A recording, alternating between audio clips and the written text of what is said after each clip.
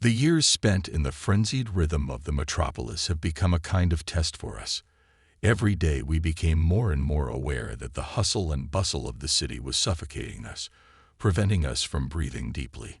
We are tired of the endless noise, the constant rush, the feeling that life is flying by, leaving no time for ourselves. We, two lost travelers, were looking for a quiet harbor where we could find peace and harmony. And this harbor turned out to be very close, a small cozy village spread out on the shore of the lake. As if by magic, on the very first day of our vacation, we felt how a huge puzzle of our life was beginning to take shape. In silence, surrounded by the sound of waves and the singing of birds, we easily did what previously seemed unbearably difficult. The noise was not distracting. Time passed calmly, and every moment seemed precious. An unexpected discovery was that even in this remote village it was possible to set up a stable internet connection. In the 20th year, our company switched to remote work, and Luna and I became part of this new reality. I set up advertising campaigns. She created beauty by creating designs.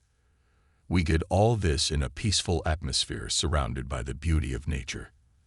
The determination born in the gray city quickly turned into action, and as if fate had thrown us a lucky ticket, we came across an advertisement for the sale of a plot that seemed to have been created for us. A lake, a quiet village, a connection, a small shop. Everything we needed was gathered in one place. In addition, the previous tenants had just moved to the city, leaving behind a house in excellent condition, ready to accept new owners. As if by magic, assistants were also found. The realtor quickly and efficiently collected all the necessary documents, helped to get a profitable mortgage. Signatures, congratulations, and now we are already standing on the threshold of our cozy house with things in our hands, not believing our happiness. The first days were spent in the hustle and bustle. We were unpacking the things we had accumulated over the years of urban life. The old trash left over from the previous tenants has been disposed of. Luna cleaned some items from dust and dirt with special patience, turning them into stylish decorative elements. In order to immerse ourselves in a new way of life as soon as possible, we got a week off from the head. Fortunately, he treated our move with understanding, congratulated us on our purchase, and let us go for a whole week, asking only to follow the advertising campaigns. For me, it was simple. It was enough to spend part of the evenings working on a laptop. On the third day, we finally felt light and calm. Things were sorted, the house was cleaned, and no fuss required immediate intervention. We drank tea, discussing plans for the future. Luna decided to devote some time to work so as not to disrupt the schedule, and I decided to go out into the yard and assess the scope of future work. Looking around the neighborhood, I began to notice more and more minor flaws. Apparently, the former residents clearly understood that they had been living here for the last year, and they simply turned a blind eye to many little things. Now, these little things were becoming problems that had to be dealt with. "Hello, neighbor." A man's voice rang out from behind the fence. A low grid. I noticed a middle-aged man apparently walking down the street. "Hello," I waved back. "Are they relatives or something? I haven't seen you here before." "Oh no, I bought a house. We just moved in. I'm looking around." "I understand. My name is Ethan." I reached over the fence. "Oh, I bought it." "Clear. I'm Ethan." The man shook my hand firmly. "Well, we'll be with the neighbors. Come in and have some tea. It would be nice to have a barbecue. Come on, don't put it off. You'll come to me later. To that house with the green roof over there." Ethan pointed to the plot 2 houses down from mine. "I'll tell you everything. Where to buy what. Well, you know, don't take the whiskey here. No one drinks it here." "Wow. Are they all non-drinkers?" I was surprised. "Well, you tell me. We just produce here ourselves, and Scarlett and Aurora have their own. It will be better. We'll go later." "Understood. Well, great. Then I'll come visit as soon as I decide." "Of course, come in." Ethan waved goodbye to me, and was about to go on with his rounds but got distracted. My wife came out of the house to see what I was doing. Luna, apparently, did not think that she could be seen in the yard and jumped out in an almost transparent t-shirt. Besides, without a bra. And her figure was pleasant. There was something to look at. Her breasts were small, but toned, and her round ass was covered with short shorts. "Well, how are you doing here?" Luna asked. "Everything is fine. I'm getting to know the neighbors over there." I showed her Ethan, who was getting closer and did not take his eyes off my wife. "Oh!" Luna cried out in surprise and hurried to go into the house. "That's a beauty you have," Ethan praised. "Thanks." She left, yes. I must have forgotten something. I decided not to say that my wife went to change clothes. Oh, it's a pity. "Well, let's get to know each other." Ethan waved his hand and still decided to continue his walk without waiting for the beauty to return, and whether he will come back. I watched him go and thought about it. It was nice to receive such a compliment about my wife. I immediately felt some kind of superiority over the locals, but I did not immerse myself in such thoughts for a long time. What I really thought about was the housewarming. Indeed, since our arrival, Luna and I had not celebrated anything. Although buying a house is a worthy event, it was necessary to fix it urgently, which I decided to tell Luna about. My husband, of course, was only in favor. We still had the weekend off, so we could even afford a drink. Also, we thought it would be a great way to get to know our neighbors in the village. We have been living here not so long, which means that a good relationship will not hurt us. By the end of the day, I already had almost all the information about the village. Ethan introduced me to his friends.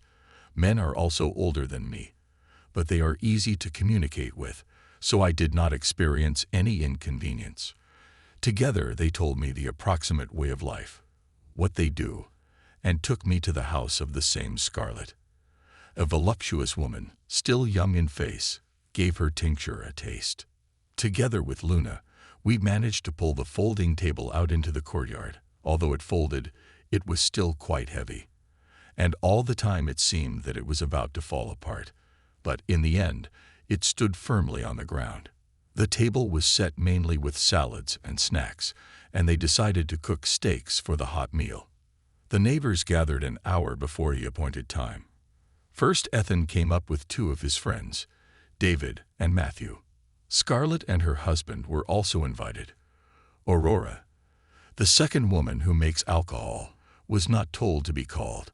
It seems like the ladies are competing, so you need to stay with them separately. Otherwise, expect a scandal. Actually, that's all. The rest were either very old or worked. The men came early because they rather wanted a drink. Luna and I didn't mind. I greeted everyone, after which my wife and I had to knock out a glass for a housewarming party.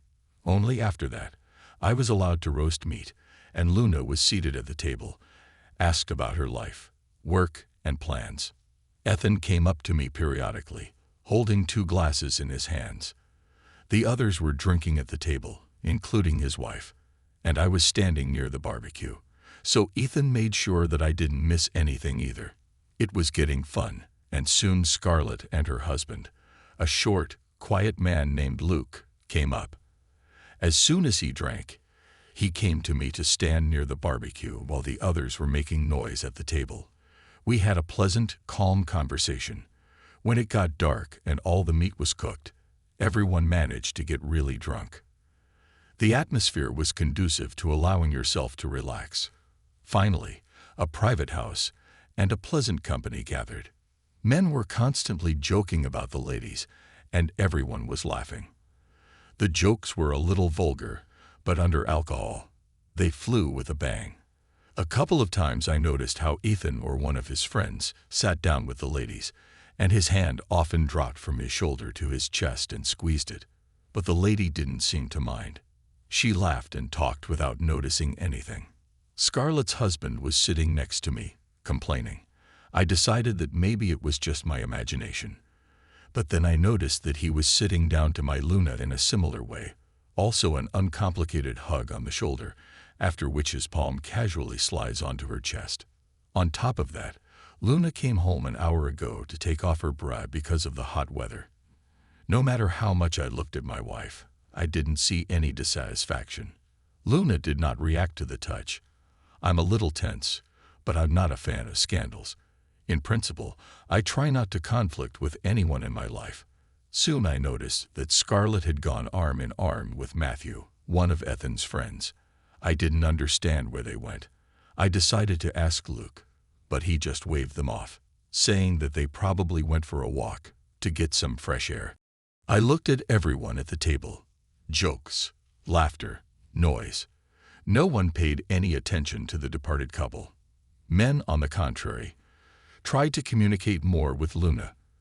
But it became very interesting to me, so I decided to follow the couple to see what they were doing by the lake. As soon as I reached the gate, Ethan's voice rang out behind me. He was inviting Luna to dance. It turned out that someone had brought a column. Maybe I should have stayed and watched my wife. But by that time, I was in danger of missing everything interesting. I trusted Luna, so I walked to the lake anyway. The neighbors, overcome with passion, sought solitude in the silence of the garden. The grass, soft and silky, became their bed where they surrendered to their feelings. The lovers didn't notice me, and I didn't try to get closer. My heart was fluttering. The premonition was confirmed. I knew that something was wrong between Ethan and Scarlett. Their secret meetings, modest attempts to hide from prying eyes, all indicated that their relationship had crossed the line. And now, seeing them in each other's arms, I was convinced of my guesses. Luke, blind with love, probably did not even notice how his wife was walking to the left, and did not hide it. Passion, like a wave, receded, leaving behind a quiet fatigue. Ethan, gently helping Scarlett to get up, looked at her with love and satisfaction. Well, that's it. Call Luke again. Let him come.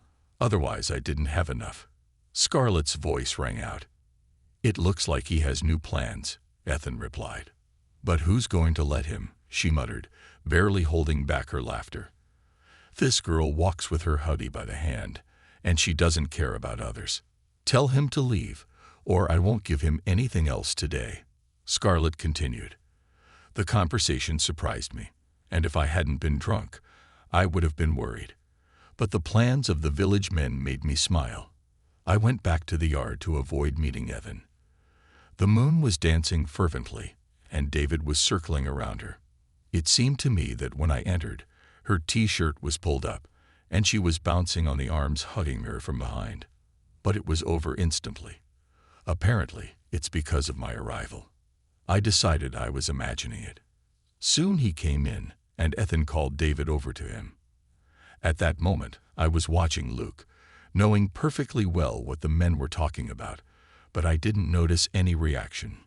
He just poured another glass and offered it to me. I agreed. How fun it is, my love. Did you go somewhere? My drunken wife landed on the side. Okay, let's get some air. Is everything okay with you? Everything is fine. I'm a little tired of dancing, but it's fun. I haven't rested like this for a long time. Luna also pushed a glass, demanding more. Are men behaving normally? Luna broke into a smile and looked at me with incomprehension. Dan, don't worry. My love, I only love you. They're just fucking fools. I realized that now I'm not waiting for something intelligible from my wife. I poured her a glass, and the three of us drank.